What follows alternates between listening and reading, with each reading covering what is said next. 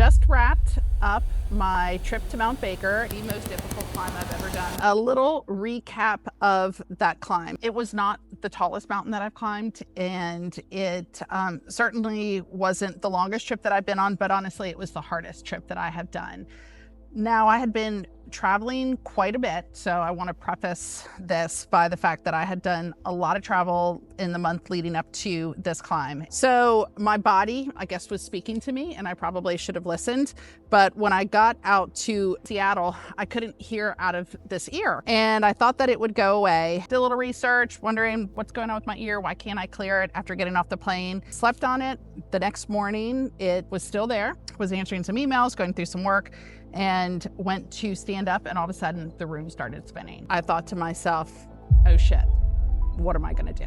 Fortunately, I got a lot of friends, called a bunch of friends, had a bit of a panic mode, fell over literally because the world was spinning like I was on a carousel, and figured out that obviously I was having vertigo. Never had that before. I took a decongestant, I drank some water, said a couple prayers, called a really close friend of mine. He told me to put some warm compresses on my ear, and kind of got to a point of equilibrium while still not feeling great. The comment that I received was, Kim, where are you? How do you feel? And I said, I feel like I'm at 80%. And he said, Kim, 80% to you is 100% to a lot of other people. And he said, you got to go. That's exactly what I did. So my guide arrived 40 minutes later.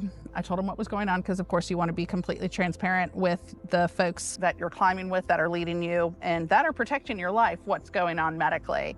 And we determined that I could go, and I rallied. I still was very dizzy, and we went through some horrible weather conditions. Raining, pouring, then it turned to snow. Probably got a foot of snow the night that we snow camped. So we camped in snow. We created a mid tent and dug out a igloo, is how I would like to call that. And we had benches in there, and that's where we hung out and weathered the storm. Our tents were completely covered in snow. We had lots of animal rodent visitors because they could access our tent. And we slept on snow in tents. For the first couple of days, it was just an absolute torrential downpour of snow and wind. Every step, though, along the way for me was precarious. I had no confidence because the world was literally spinning around me.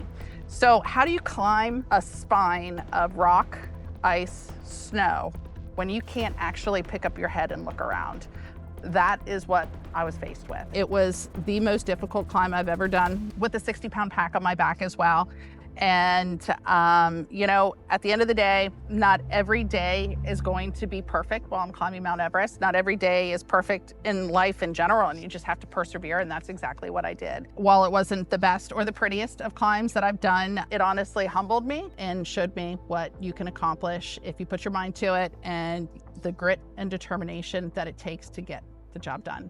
I did make it, I did summit, and I have that in my tool belt of climbs and things that you can accomplish even when the conditions aren't perfect.